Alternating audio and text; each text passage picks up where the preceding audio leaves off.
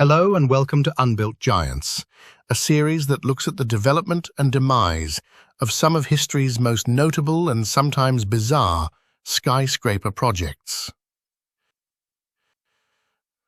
Adolf Loos's 1922 proposal for the Chicago Tribune Tower stands as one of the most provocative and enigmatic entries in architectural history.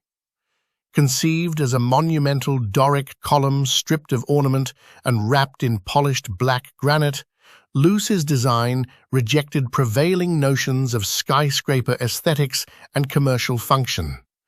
Submitted to an international competition that sought the most beautiful office building in the world, the column was a radical departure from both the Gothic revivalism that ultimately won and the early modernist language emerging in Europe. More than a building, Loos's Unbuilt Tower was a polemic, a stark architectural manifesto challenging the boundaries of form, meaning, and utility at the dawn of the modern age.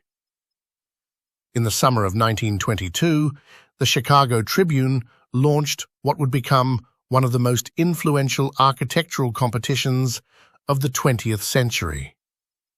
This initiative, conceived to commemorate the newspaper's 75th anniversary, was not merely an internal affair to find a suitable design for a new headquarters. It was a grand, calculated gesture of cultural significance. Spearheaded by Colonel Robert R. McCormick, the Tribune's powerful and image-conscious publisher, the competition was infused with a theatrical sense of ambition and spectacle. McCormick understood the symbolic power of architecture and saw the proposed skyscraper not just as a functional office building, but as a lasting monument to journalism, civic pride, and Chicago's growing role on the world stage. The challenge was as ambitious as it was provocative. Architects were asked to design the most beautiful and distinctive office building in the world, a phrase deliberately loaded with subjectivity and grandeur. To ensure that the invitation reached the most respected and visionary designers across the globe, the Tribune advertised widely and extended personal invitations to leading firms in the United States and Europe. The stakes were high.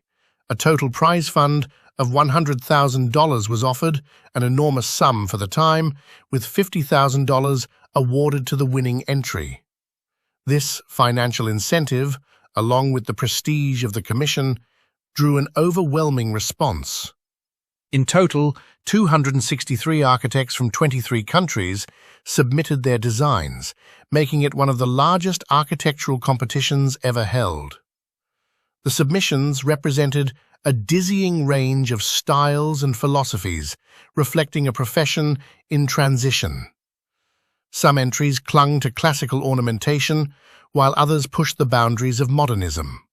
American architects tended to prioritize the economic logic of rentable space, embracing verticality in forms that echoed the established traditions of the Beaux-Arts. In contrast, many of the European entrants approached the brief as an opportunity to rethink the skyscraper entirely. They treated it not merely as a commercial vessel, but as a cultural statement, a symbol of a new era defined by industrial progress, aesthetic experimentation, and a break with tradition. Adolf Loos's submission to the 1922 Chicago Tribune competition was a conceptual provocation and architectural manifesto encapsulated in the form of a towering Doric column. Envisioned not simply as a building, but as a statement of enduring permanence and civic gravitas, the proposal was titled the Chicago Tribune Column. It stood in radical opposition to the decorative tendencies of the time, offering instead a severe, unadorned classical form scaled up to skyscraper proportions. By reimagining the ancient Doric column, a structural element traditionally associated with temples and Stoic gravestones, as a functioning high-rise, Loos subverted expectations of both modernity and monumentality. His column was not merely a structure, it was a monument to the press, a tomb to ornament, and a challenge to the architectural orthodoxies of the day. The tower was to rise 125 meters high, or approximately 410 feet, placing it well within the vertical scale of the emerging American skyscraper. The building's massing consisted of a large quadrilateral base, which functioned as both a literal and symbolic plinth, upon which stood the massive cylindrical shaft. This shaft replicated the geometrical purity and severe proportional logic of a Doric column, complete with entasis, the subtle curvature that corrects visual distortion and adds a sense of tensile strength to the form. The absence of any applied decoration or architectural embellishment was no oversight, it was a philosophical stance. For Loos, the column's smooth, unrelieved surface was not a blank canvas, but a deliberate rejection of superficial styling, echoing his broader critique of ornament as a crime against modern culture and industrial efficiency. Inside, Loos designed a rational and disciplined spatial arrangement to complement the building's austere exterior. At its core, literally and structurally, was a robust central shaft that housed the building's main vertical circulation systems, including lifts and staircases. Around this central hub, office spaces were laid out in a radial plan, allowing natural light to reach every workspace and optimizing access to shared resources. Each level replicated this organization, forming a functional and modular interior system wrapped within the symbolic skin of a colossal classical column. The circular footprint of the shaft contrasted with the rigid orthogonality of the city grid, asserting its own internal logic while harmonizing with the vertical rhythm of Chicago's skyline. Materiality was critical to the building's impact. Loos specified polished black granite for the entire facade, a choice made for both visual restraint and philosophical weight. The stone's reflective surface was intended to erase superficial texture, focusing attention on the building's form rather than its finish. Black, in Loos's view, was the most appropriate expression of dignity, finality, and permanence. It was the color of mourning and memorials, of philosophical introspection and timelessness. By covering the entire surface of the building in this sombre stone, he underscored the column's function not just as a container of commercial activity, but as a civic monument, silent, unyielding, and impossible to ignore. The base of the tower, resembling a monumental tomb, was to house public functions such as a lobby, auditoriums, and conference rooms, spaces that encouraged gathering and civic engagement. This podium-like structure grounded the otherwise abstract form in social function. Above, the tower's main shaft would be occupied by editorial offices and other programmatic functions necessary for the operation of a major newspaper. Despite its austere appearance, the internal plan was efficient and forward-thinking, accommodating the practical requirements of a high-rise office without compromising the purity of the external form. Loos's structural strategy was similarly prescient. The radial organization of internal spaces around a reinforced central core provided both rigidity and vertical support, while also serving as the primary conduit for evacuation in case of emergencies. The weight of the cylindrical mass was distributed evenly, and the repetition of the plan across floors allowed for efficient construction methods. This internal configuration prefigured structural concepts later employed in modern skyscrapers, including the tube frame design of the World Trade Center towers. Yet Adolf Loos's proposal for the Chicago Tribune Tower was ultimately rejected. The panel of judges awarded first prize to the New York architects John Mead Howells and Raymond Hood for their neo-Gothic design, a soaring spire that fused American skyscraper form with elaborate medieval detailing. Their tower, inspired by the 15th-century Butter Tower of Rouen Cathedral, presented a structure both familiar and grand, with flying buttresses, stone tracery, and a crowning crown of pinnacles. It embraced the vertical thrust of modern urban ambition while cloaking it in European historicism. For the Tribune's conservative leadership, particularly Colonel Robert R. McCormick, this blend of modern scale with the weight of historical gravitas was a reassuring choice. It conveyed power, permanence, and cultural pedigree, qualities considered vital for the headquarters of a major newspaper empire. In contrast, Loos's entry offered none of these conventional comforts. His design, a vast, unornamented Doric column clad in polished black granite, was stripped of historic reference and indifferent to the commercial imperatives of the project.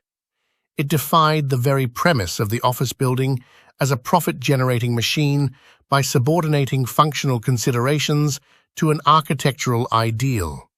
The column's massive, singular form ignored standard floor plate efficiencies, natural light concerns, and typical layouts.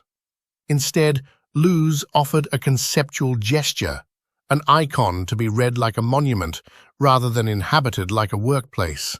It was a provocation, not a proposal, and in the conservative climate of American architecture in the early 1920s, that stance was both its brilliance and its undoing. Despite being overlooked by the jury, Loos's proposal would not fade into obscurity. Over time, it acquired a mythic status within architectural circles. The column, though never realized, came to be viewed as an audacious rejection of architectural orthodoxy. Its stark simplicity, monumental scale, and symbolic ambiguity captured the imagination of later architects, particularly those working in the postmodern era who were drawn to its irony and rhetorical clarity.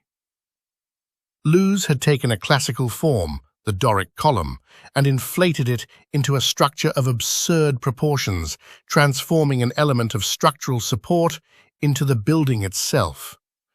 This reversal of expectation became a touchstone for architects interested in deconstructing the relationship between form and function, symbol and use.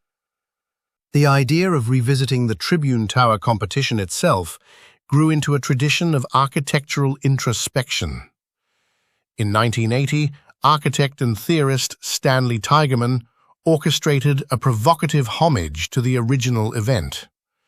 Published as late entries to the Chicago Tribune Tower competition, the project featured visionary reinterpretations of the 1922 brief from contemporary architects including Frank Gehry, Tadao Ando, and Helmut Jahn.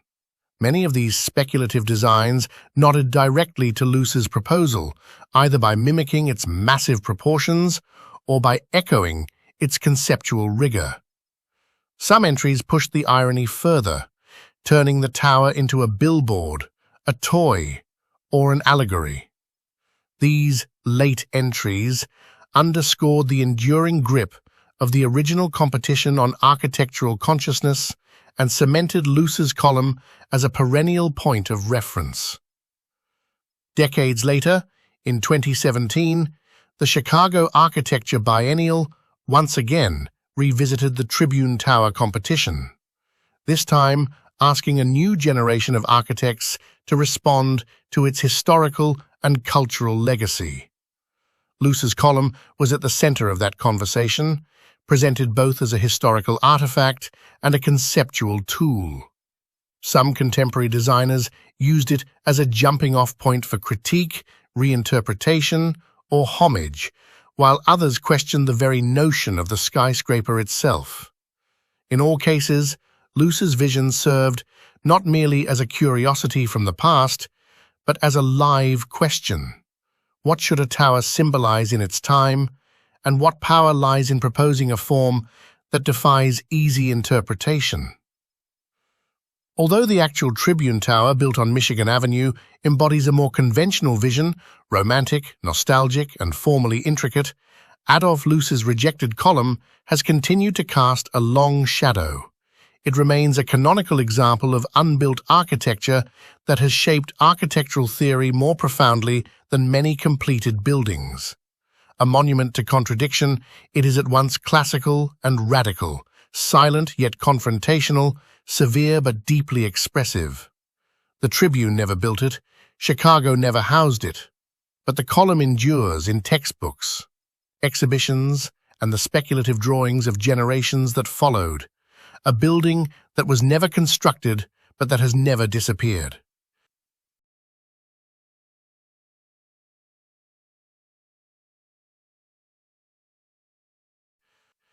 Thank you very much for watching this video. If you enjoyed it, please hit the like button and consider subscribing for more episodes coming soon. See you next time.